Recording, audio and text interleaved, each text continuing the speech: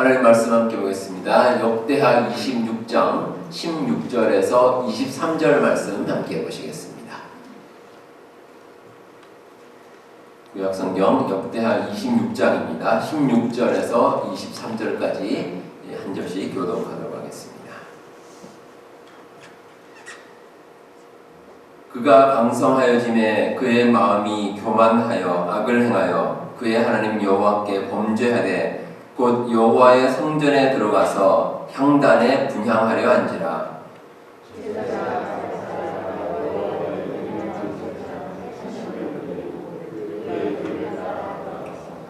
우시야 왕 곁에 서서 그에게 이르되 우시야여 여호와께 분향하는 일은 왕이 할 바가 아니요 오직 분향하기 위하여 구별함을 받은 아론의 자손 제사장들이 할 바니 성소에서 나가소서. 왕이 범죄하였으니 하나님 여호와에게서 영광을 얻지 못하리이다.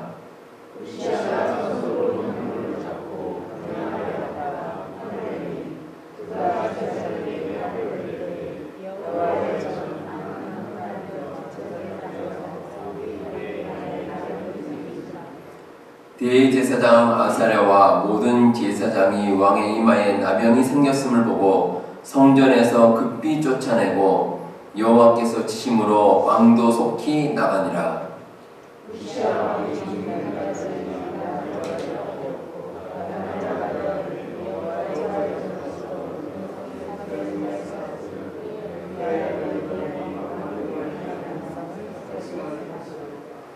우시야의 남은 시종 행적은 아모스의 아들 선지자 이사야가 기록하였더라.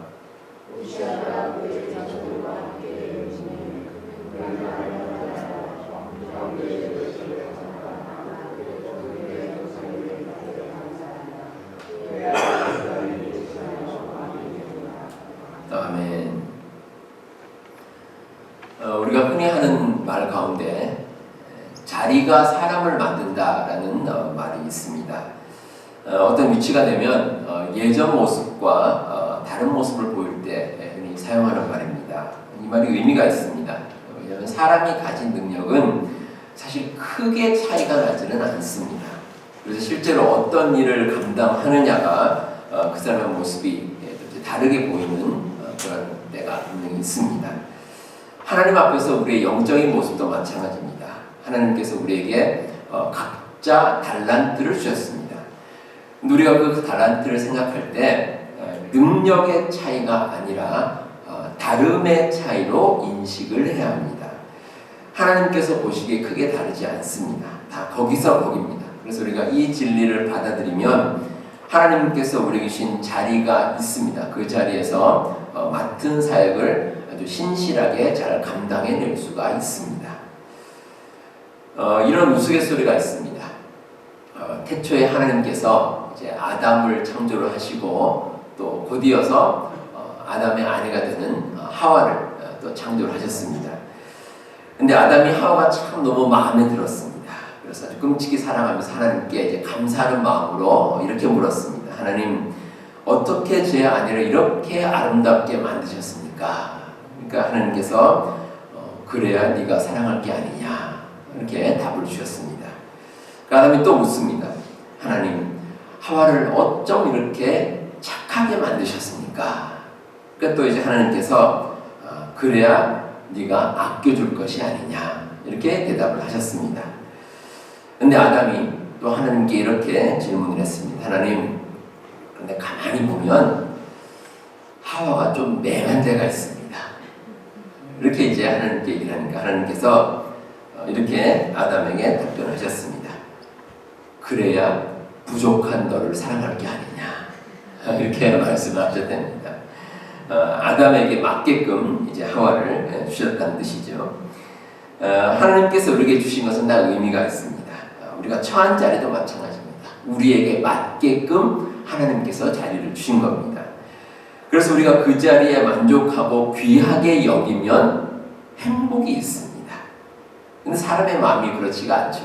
그래서 가끔 이제 다른 자리 또는 더 많은 것을 우리가 원할 때가 있습니다. 불행의 시작입니다. 함께 보신 오늘 말씀해 보시면 우시야 왕이라는 사람이 나오는데 이 우시야 왕이 그랬습니다. 우시아 왕이 16살의 나이로 왕이 됐습니다. 상당히 이른 나이에 왕이 된 겁니다. 그리고 52년 동안 유다를 다스렸습니다. 근데 이 우시아 왕이 어린 나이에 왕위에 오른 이유가 있습니다. 이 우시아 왕의 아버지 아마시아라는 왕이었는데, 이 왕이 하나님 보시기에 악을 행하다가 반역자들에 의해서 왕위에서 쫓겨났습니다. 그리고 이제 도망을 다니다가 결국 암살을 당하고 말았습니다. 이제 그러고 보니 이제 왕이 사라지니 그 아들인 우시아가 일찍 왕이 된 것입니다. 근데 우시아가 이제 자기가 왕이 된 배경을 알아서 그런지 하나님 보시기에 아주 선하게 나라를 잘 다스렸습니다. 그래서 하나님께서도 우시아 왕을 도우셨습니다. 그래서 우시아가 왕이 된 후에 이제 농사도, 그 나라 이스라엘의 농사도 잘 됐고 또 목축도 크게 발달했고, 이제 그러다 보니까 나라가 아주 부유해졌습니다. 또 나라가 부유해지니 자연스럽게 강력한 군대를 만들 수 있었습니다. 그래서 소위 말하는 이스라엘이 부국 강병을 이루는 나라가 됐습니다. 그래서 주변 나라에 부러움을 살 정도로 아주 크고 좋은 나라로 이제 잘 든든히 세워지는 나라가 됐습니다. 자, 그런데 이 우시아 왕이 하나님께서 주시는 이 축복을 지키지를 못했습니다. 죄의 길로 들어선 겁니다. 그 계기가 하나님께 제사를 드릴 때였습니다.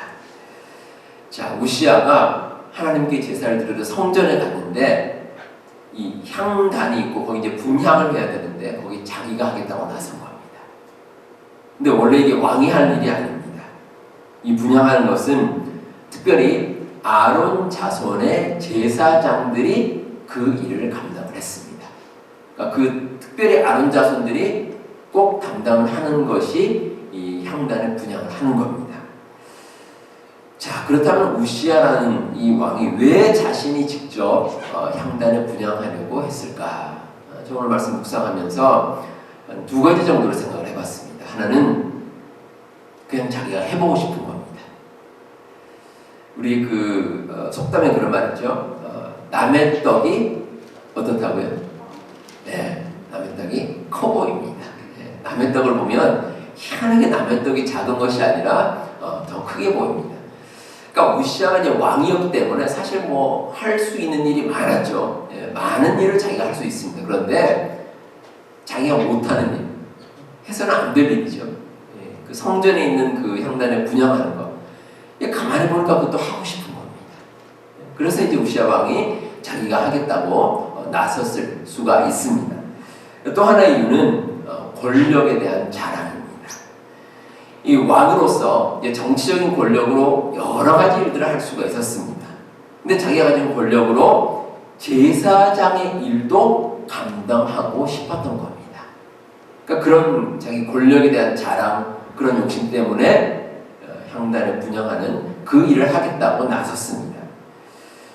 자, 이렇게 우시아가 하나님을 떠나서 죄의 길로 들어서는 가운데 하나님의 징계를 받았습니다. 나병에 걸리고 말았습니다.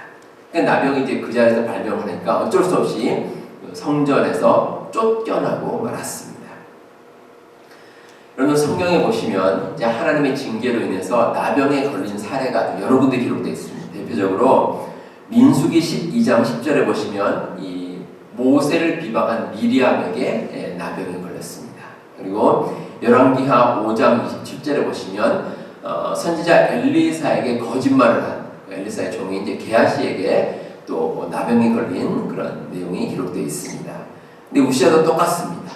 하나님 앞에서 이제 죄를 저질러서 나병에 걸렸는데 무엇보다 이 우시아 왕은 자기 자리를 제대로 지키지를 못했습니다. 자기가 해야 될 일을 잘 지키지 못하고 행하지 못했기 때문에 이런 징계를 받은 겁니다. 자, 그렇다면 하나님 앞에서 우리는 어떻게 우리의 자리를 잘 지켜나갈 것인가 함께 한번 몇 가지를 살펴보도록 하겠습니다.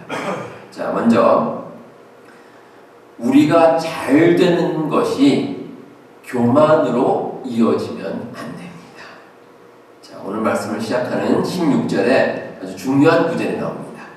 그가 강성하여 지내라는 구절입니다. 자, 우시야 왕이 나라를 다스릴 때 나라가 부유하게 됐고 아주 강력하게 됐습니다. 그러니까 자연스럽게 자기의 인지도가 올라갔고 또 강력한 왕권을 휘두를 수가 있었습니다.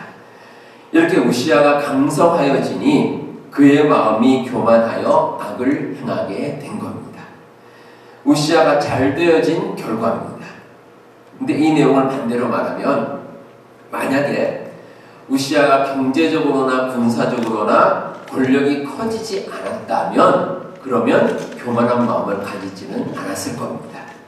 자기가 스스로 자랑할 것이 없는데 교만한 마음을 품을 여지가 어디 있겠습니까? 교만한 마음을 품을 수가 없습니다. 그런데 여러분, 그렇다고 해서 잘 되지 않기를 바라서도 안 됩니다.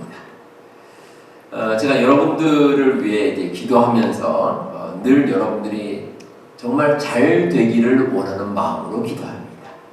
우리 교회에 속한, 우리 아홉교회에 속한 모든 교우들 정말 삶이 잘 되고 늘 열관에 강건하고 사실은 모든 생업들 또 가정들 다 잘 되기를 위해서 늘 제가 기도를 합니다.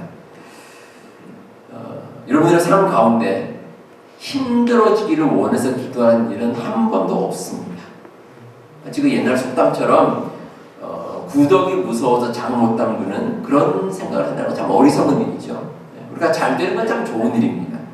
근데 여러분, 잘 될 때 우리가 꼭 기억해야 될 게 있습니다. 늘 조심해야 됩니다. 잘 된다고 해서 교만한 마음을 가지면 안 됩니다. 오히려 잘 될수록 겸손한 마음이 필요합니다. 이를 위해서 우리에게 필요한 것이 있습니다. 마음의 준비를 미리 하는 겁니다. 우리가 미리 앞으로 잘 될 날을 생각하면서 미리 겸손한 마음을 가지는 게 참 중요합니다.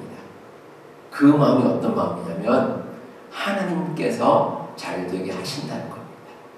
하나님께서 잘 되게 하신다.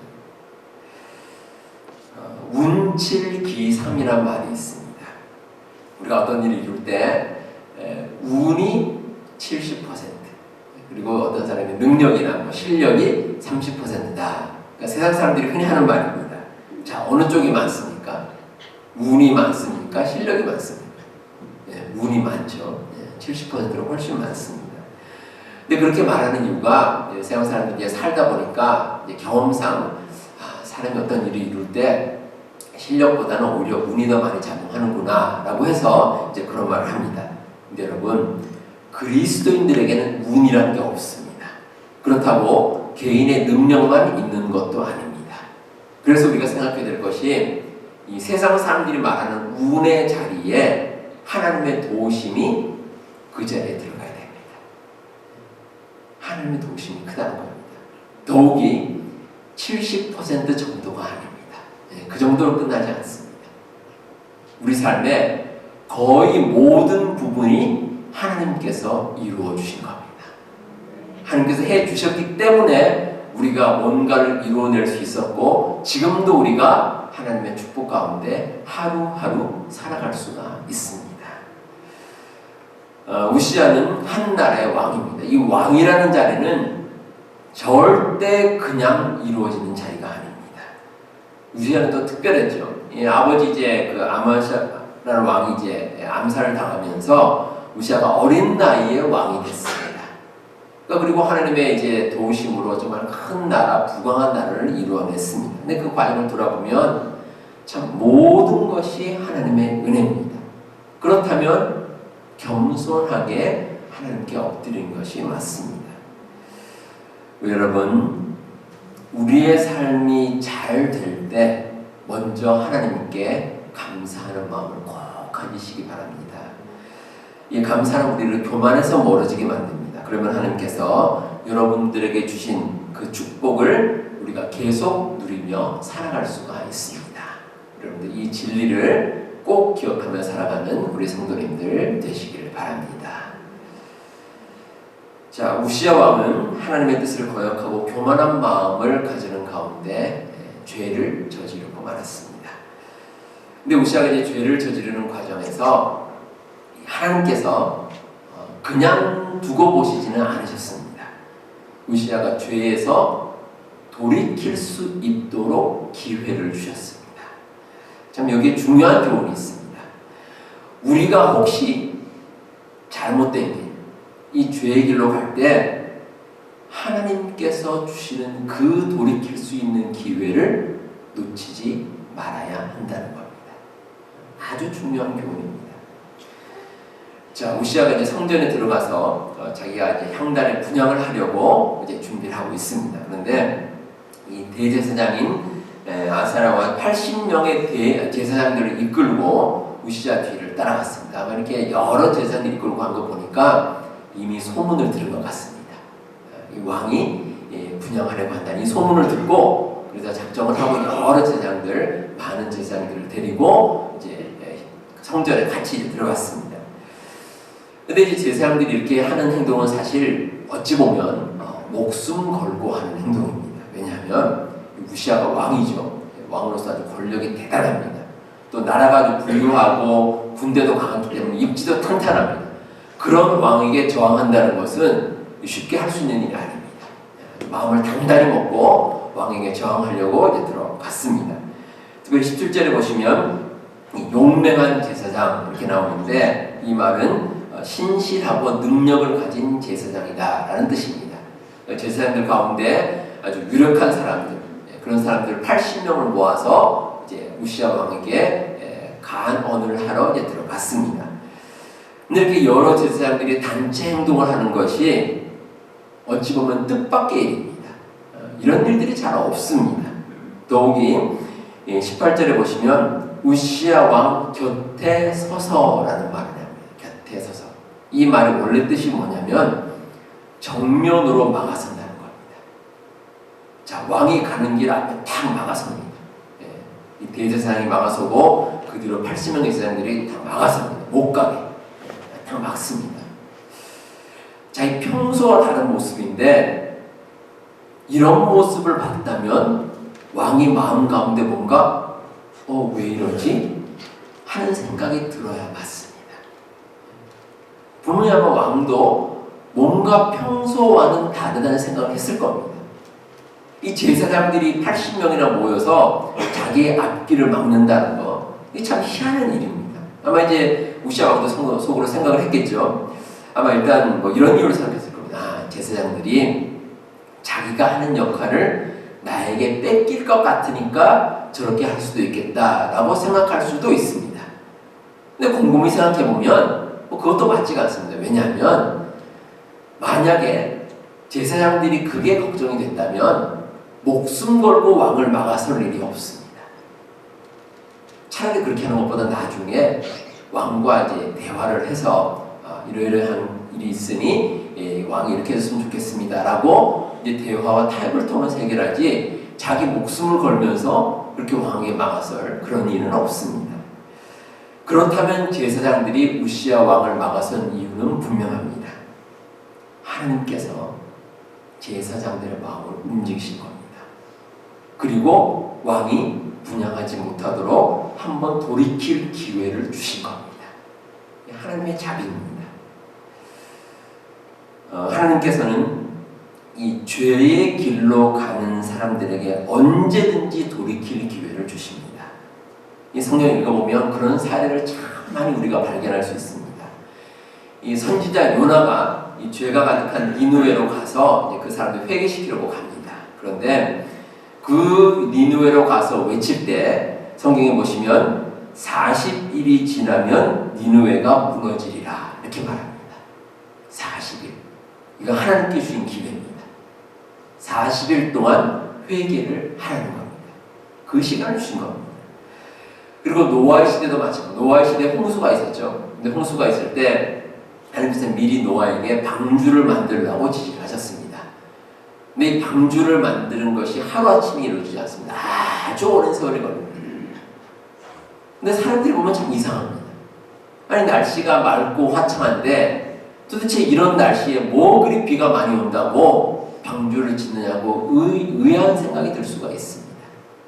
그리고 하나님께서 그 방주를 만드는 기간 동안에 그 세상 사람들이 다시 한번 돌이켜서 하나님께로 나올 수 있는 그 기회를 주셨다는 겁니다.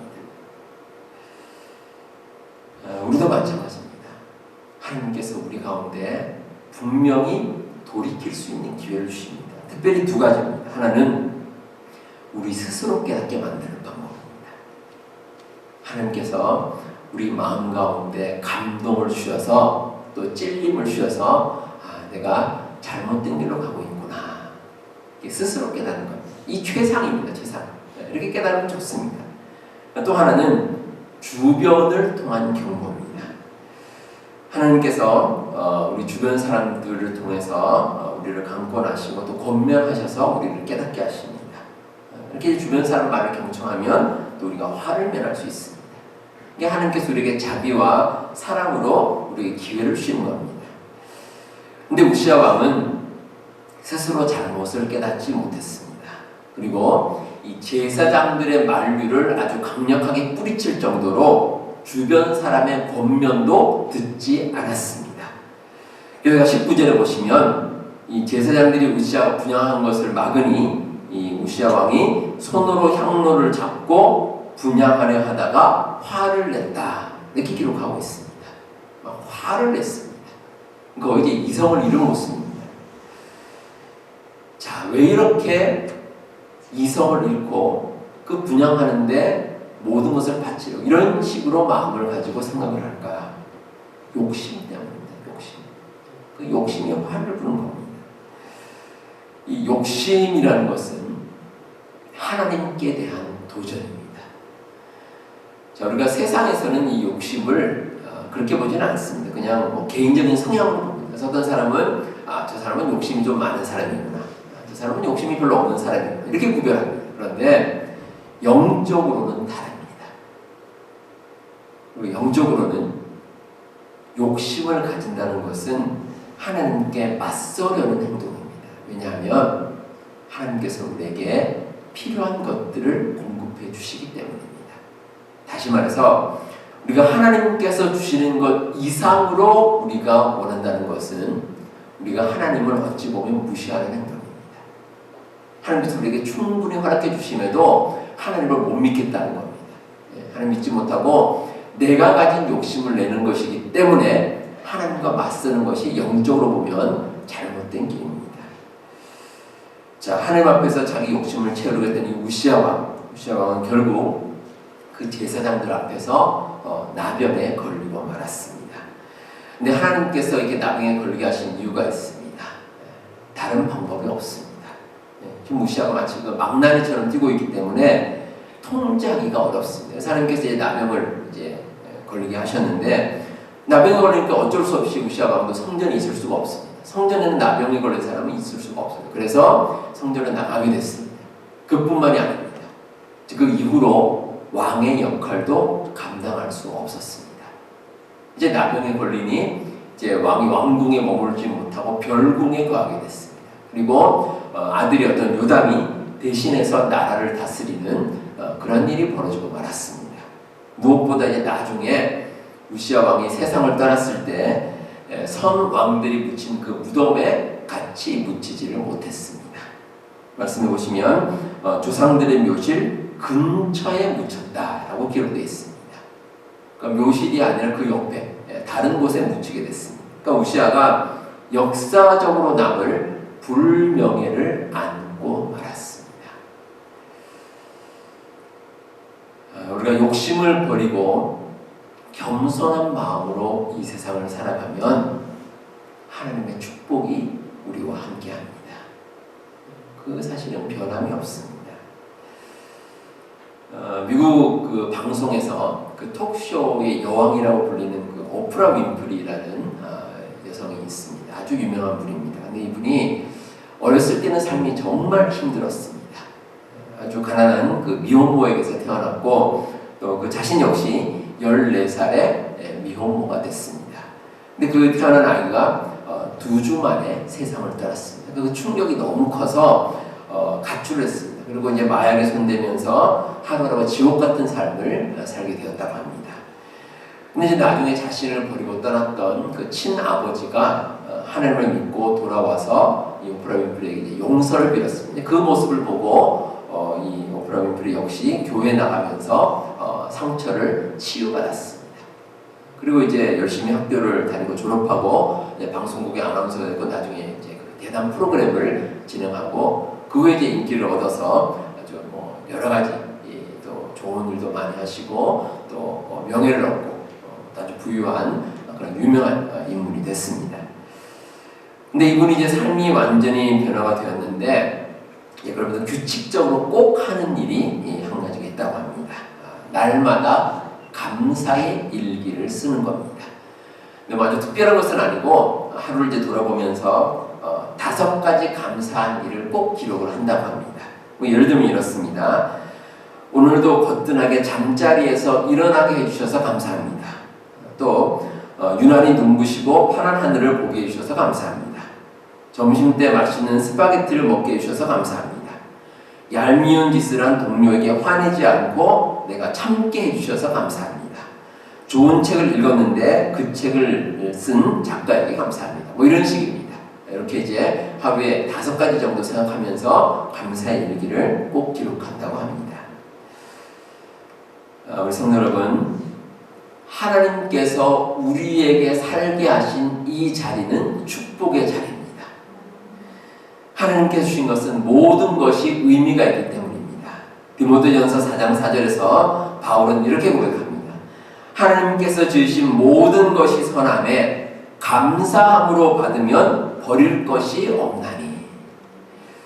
지금 여러분들이 하고 있는 일, 그리고 여러분들이 속한 가정, 여러분들이 출석하시는 교회 모두가 축복의 자리입니다.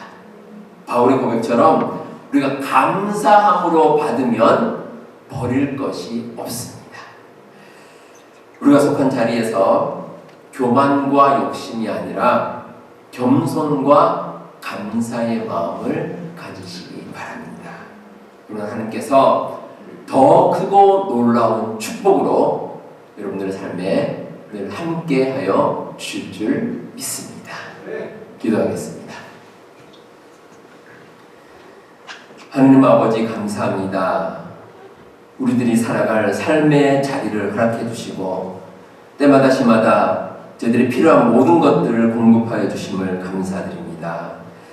우리의 자는 것이 나의 자랑이 아니라 우리 하나님의 은혜임을 잊지 말게 하여 주시옵소서. 우리가 가진 모든 욕심을 버리고 나의 자리가 축복의 자리임을 잊지 말게 하시고 늘 하나님께 감사하는 저들의 모든 삶이 되게 하여 주옵소서. 우리 모든 교우들의 기도 가운데 응답하여 주옵소서. 저들의 간절한 마음의 손을 이루어 주시고 특별히 우리 앞에 속한 모든 교우들 영적으로 성장하는 삶이 되게 하시고 또한 회복하는 삶을 우리 하나님께서 이루어 주시옵소서. 모든 말씀 예수님 이름으로 기도하옵나이다. 아멘.